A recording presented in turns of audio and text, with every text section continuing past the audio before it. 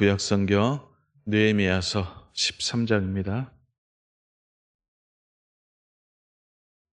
구약성경 느헤미야서 13장 1절에서 9절 말씀 함께 보도록 하겠습니다. 같이 읽도록 하겠습니다.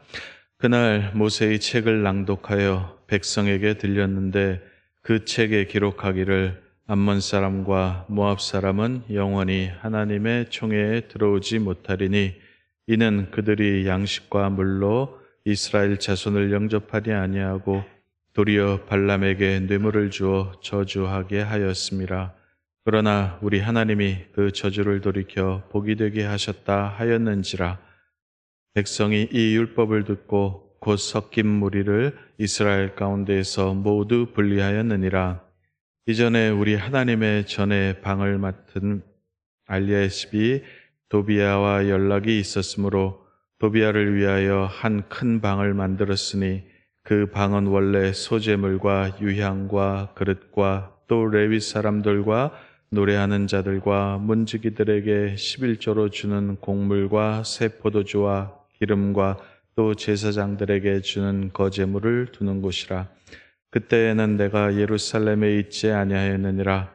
바벨론 왕 아닥사스다 13 내가 나갔다가 며칠 후에 왕에게 말미를 청하고 예루살렘에 이르렀어야 엘리야십이 도비아를 위하여 하나님의 전뜰에 방을 만든 악한 일을 안지라. 내가 심히 근심하여 도비아의 세간을 그 방 밖으로 다 내어 던지고 명령하여 그 방을 정결하게 하고 하나님의 전에 그릇과 소재물과 유향을 다시 그리로 돌려 놓았느니라. 아멘. 올 한 달 동안 저희가 느헤미야서를 계속해서 읽어왔습니다. 그리고 오늘 13장 마지막 부분에 이르게 됐습니다. 제가 느헤미야서 설교를 할 때마다 계속해서 반복했던 이야기가 있는데 이 느헤미야서는 크게 두 부분으로 되어 있습니다. 첫 번째는 무너진 예루살렘 성벽을 쌓는 일과 그리고 또 한 가지는 흥폐화된 여호와 신앙을 다시 회복하는 이 두 사건을 기둥으로 해서 토대로 해서 이 느헤미야서가 기록이 되어져 있습니다. 느헤미야서 읽으면 계속 이 얘기가 나옵니다. 궁극적으로 이게 무엇을 뜻하느냐 하면은 인간의 실수와 연약함과 실패로 말미암아 깨진 이 언약을 하나님께서 어떻게 다시 이루어 나가시느냐, 하나님께서 그 하신 약속을 어떻게 세워 나가시느냐, 그리고 인간의 실패로, 인간의 죄악으로 말미암아 망가진 이 하나님의 나라를 하나님께서 어떻게 세워 나가시느냐에 대한 이야기가 이 느헤미야서에서 기록되어져 있습니다. 오늘 저희가 읽은 이 13장에는요, 느헤미야의 개혁 조치, 일련의 개혁 조치가 쭉 나와 있습니다.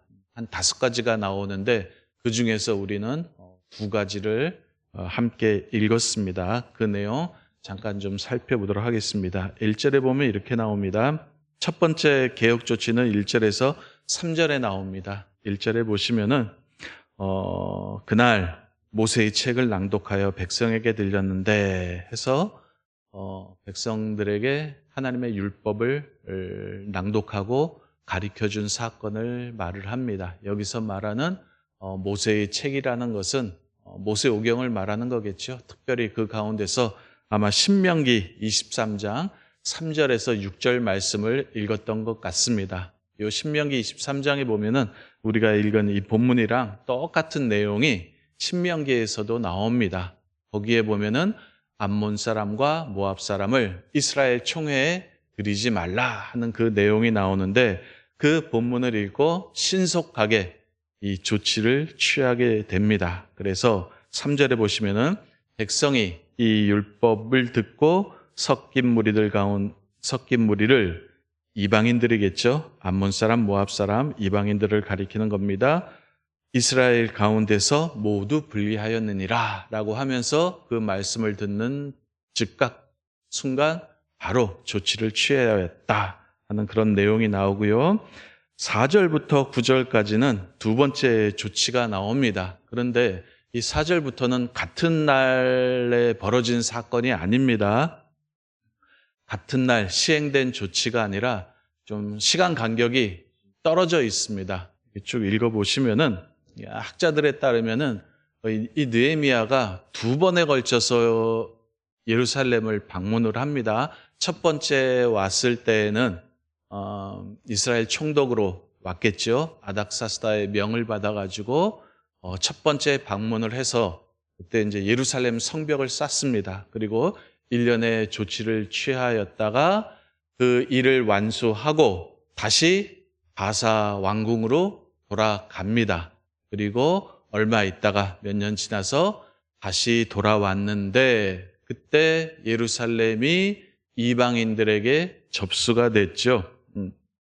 이방인들이 예루살렘 쫓아냈던 이방인들이 다시 예루살렘에 들어와서 그 예루살렘 유다인들 주민들과 더불어서 같이 살게 됐고 예루살렘의 실권을 장악했던 것 같습니다.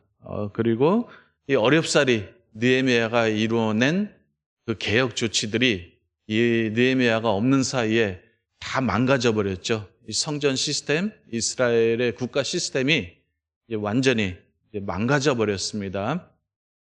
4절 이하에 보면 그런 내용이 나옵니다. 이 느헤미야가 다시 본국, 페르시아겠죠. 바사로 귀환을 했고 그러자 제사장 엘리야십이 4절에 보면은요. 제사장 엘리야십이 도비야와 연락이 있었으므로 암몬 사람입니다. 느헤미야가 원래 쫓아냈던 사람인데 다시 불러들여서 더 엄청난 일을 벌이죠. 성전 가운데 큰 방을 하나 만들어서 도비야에게 제공을 합니다. 원래 그 방은 어떤 방이었냐 하면은 성전에 필요한, 제사에 필요한 도구들, 집기들, 그리고 제물들을 두었던 그런 방입니다. 그리고 성전 봉사자들, 문지기, 그리고 성가대, 그리고 레위인들을 위해서 그들의 소제물, 그리고 11조를 모아두었던 그런 곳인데 하나님의 성전 제물들, 집기들 다 치워버리고 거기다가 이방인인 암몬 사람을 위해서 큰 사무실을 하나 차려줍니다. 이게 무슨 뜻이냐 하면은 성전 제사가 완전히 망가졌다는 그런 뜻이겠죠. 거기 있던 제물들을, 성전 집기들 어디다 치웠겠습니까? 저쪽 구석에다 치웠든지 아니면은 창고에다 집어넣겠죠. 이 말이 뜻하는 바가 성전 제사가 무너졌고 그리고 성전 봉사자들의 처우도 엉망이었다. 성전 시스템이 완전히 느헤미야가 없는 사이에 망가졌다 하는 그런 뜻입니다. 느헤미야가 이제 다시 돌아왔습니다. 돌아와서 이것을 보고 열받았겠죠. 열받아서 그냥 도비야의 세간들 다 그냥 던져버리고 완전히 깨끗하게 청소를 하고 다시 이 성전이 제 기능을 할 수 있도록 조치를 취합니다. 이게 두 번째 개혁 조치입니다. 그리고 우리가 이제 읽지는 않았지만 내일 또 계속해서 진행되겠지만 10절에서 14절 보시면은 이제 세 번째 개혁 조치가 나옵니다. 이 유다인들이 이스라엘 백성들이 11조를 안 드렸습니다. 느헤미야가 떠나자마자 11조를 안 드린 것 같습니다. 그러다 보니 성전에서 봉사하는 사람들에게 봉급을 지불할 수가 없게 되었습니다. 그러면 어떻게 될까요? 떠나야죠. 그래서 레위인들이 다 알바 떠납니다. 성전 봉사 안 하고 알바를 떠납니다. 그래서 느헤미야가 다시 돌아와서 이 사실을 알고 떠나간 레위인들 다 불러들이고 다시 백성들로 하여금 11조를 내게 해서 성전이 원활하게 돌아갈 수 있도록 그렇게 조치를 취했다는 것이 나오고요. 그 다음에 15절에서 22절까지는 네 번째 조치가 나오는데 안식일, 흐트러졌던 안식일 기강을 바로잡습니다. 그리고 마지막으로 23절에서부터 마지막 절까지는 이방인들과 결혼한 사람들에 대해서 강력한 조치를 취합니다. 파혼시키고 쫓아내죠. 이 같은 강력한 조치를 느헤미야가 취하는데 그 내용이 13장에 나와 있습니다. 원래 행했던 조치들입니다. 예루살렘에서 바벨론 포로에서 돌아와서 느헤미야와 에스라를 필두로 해서 원래 취했던 조치들인데 느헤미야가 다시 바사 왕궁으로 돌아가는 그 사이에 또 다시 원상복구했는데 느헤미야가 돌아와서 다시 회복시켰다 하는 그런 강력한 개혁 조치를 취했다 하는 그 내용이 오늘 13장에 나와 있습니다. 느헤미야가 이런 개혁을 실행을 했는데 여기에는 두 가지 의식 혹은 두 가지 배경이 깔려 있습니다. 첫 번째는 어떤 느헤미야 의식이 깔려 있느냐 하면은 우리가 왜 망했을까 하는 역사 의식이죠. 역사 의식과 역사에서 받은 그 교훈, 이것이 느헤미야가 강력하게 이 개혁 조치를 실행했던 원동력이 되는 거죠. 한때 우리 민족이 얼마나 찬란했느냐, 훌륭한 문화, 찬란한 문화를 갖고 있었고 다윗과 솔로몬 왕 때에는 우리가 강력한 힘을 갖고 있어서 이웃 민족들이 우리에게 조공을 바쳤다. 그런데 어느 날 우리가 왜 나라를 빼앗기고 성전은 무너지고 국토는 초토화되고 우리가 왜 바벨론으로 포로로 끌려가서 그 모진 수모를 당했느냐?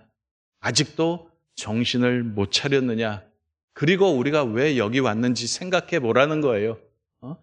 바벨론 땅에서 이럴 거면은 그냥 바벨론 땅에서 눌러 살지 왜 그 고난 가운데서 여기까지 와가지고 우리가 이러고 있느냐? 이러려고 우리가 다시 돌아온 거 아니지 않느냐 하면서 이 느헤미야가 강력하게 질책을 하는 겁니다. 우리 정신 똑바로 차리자. 한 번 당했으면 됐지. 우리가 또 망할 이유가 어디 있느냐? 또 당할래? 하는 그 절박한 심정, 그 간절한 마음으로 이렇게 느헤미야가 강력한 조치를 취하는 겁니다. 안 그러면 우리 또 망하게 생겼으니까 하나님의 저주와 심판이 임해서 또 망하게 생겼으니까 우리 이러지 말자, 정신 차리자 하고 강력하고 또 신속하게 이런 조치를 취한 겁니다. 역사의식이 있었다라는 겁니다. 두 번째, 또 어떤 의식이 배경이 됐느냐 하면은 우리가 누구냐는 거예요. 정체성에 대한 의식이겠죠. 정체성에 대한 문제를 지금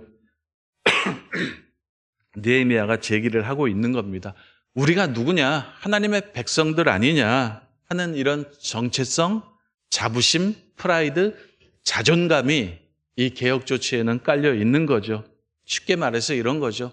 그래도 명색이 우리가 하나님의 백성들 아니냐? 아무리 없더라도 우리 쪽팔리게는 살지 말자. 이런 뜻이겠죠. 우리가 돈이 없는 거지 가오가 없는 건 아니지 않느냐. 차라리 없고 말지 이렇게 구질구질하게 살지는 말자. 이런 거죠. 이게 뭐예요? 믿는 자들의 자존심이죠.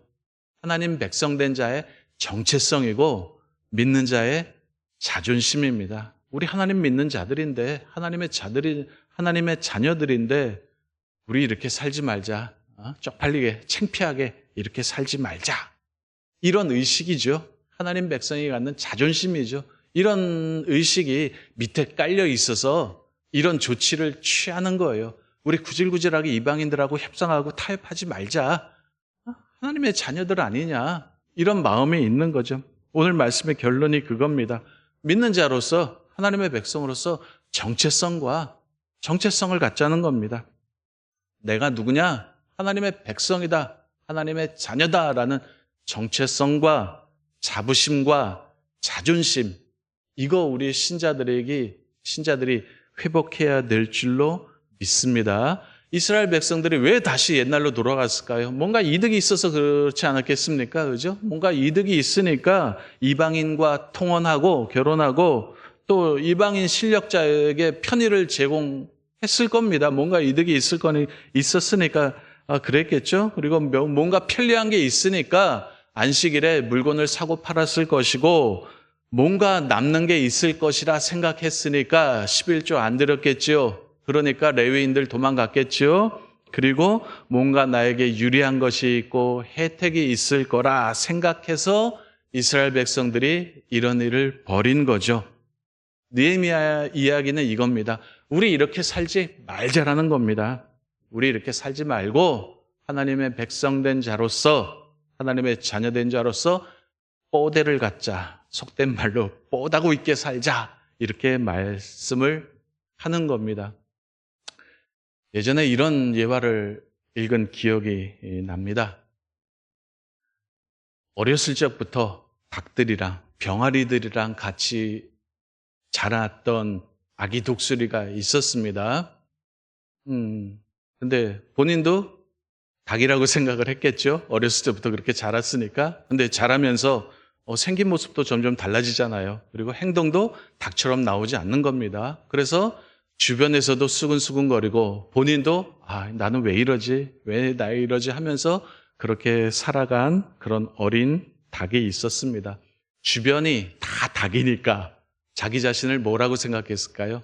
나도 닭이다 라고 생각을 했겠죠.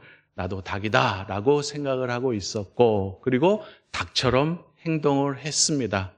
그러던 그렇게 살아오던 어느 날 갑자기 하늘에서 독수리 한 마리가 날아와서 날기 시작을 했습니다. 다른 닭은 어떻게 됐을까요? 나 살려라 하면서 다 도망가고 뿔뿔이 흩어졌는데 이 어린 독수리만은 물끄러미 하늘을 쳐다보고 있었습니다. 그때 하늘에서 그 어미 독수리가 소리를 꽥 지릅니다. 독수리 울음이겠죠? 독수리 울음을 꽥 지르니까 그 순간 이 아기 독수리의 눈빛이 달라지고 온몸에 깃털이 곤두서고 피가 끓기 시작을 했습니다. 무슨 일이 벌어진 걸까요? 어미 독수리의 음성을 듣는 순간 이 아기 독수리가 각성을 한 거죠. 나는 닭이 아니라 나는 독수리다. 나는 더 이상 양념 반, 프라이드 반, 켄터키 프라이드 치킨이 아니라 나는 하늘의 제왕 독수리다 하는 각성이 일어난 거죠. 지금 이 본문이 그거를 표현을 한 겁니다. 저는 이 시간 그랬으면 좋겠습니다. 제 설교가 여러분들에게 각성을 주는, 하나님의 음성을 들려주는 그런 설교가 됐으면 좋겠습니다. 하나님의 음성을 듣는 순간 여러분들께서 그 음성에 반응하셔서 나는 하나님의 백성이고 하나님의 자녀다라는 그 정체성을 다시 한번 확인하는 시간이 되었으면 좋겠습니다. 나는 비록 땅에 살고 있지만, 닭들 가운데 살고 있지만 땅의 백성이 아니라 하나님의 백성이요, 땅의 사람이 아니라 하늘의 사람이다 라는 그런 자존심이겠죠. 정체성이겠죠. 그런 정체성, 자부심, 자존심, 이런 것들이 있기를 바랍니다. 어미 독수리의 음성을 듣고 각성한 그 독수리가 그 다음에 닭의 삶을 살아갔을까요? 그렇지는 않을 겁니다. 내가 독수리라고 인식한 이상 독수리의 삶을 살아갔을 겁니다. 우리도 마찬가지죠. 우리도 내가 땅에 속한 사람이 아니라 하나님의 자녀라는 것을 인식하는 그 순간 하나님의 백성으로 자존심 지키며 살아가시를 바랍니다. 더 이상 우리 쪽팔리게 살지 맙시다. 가오 없는 거 아니잖아요.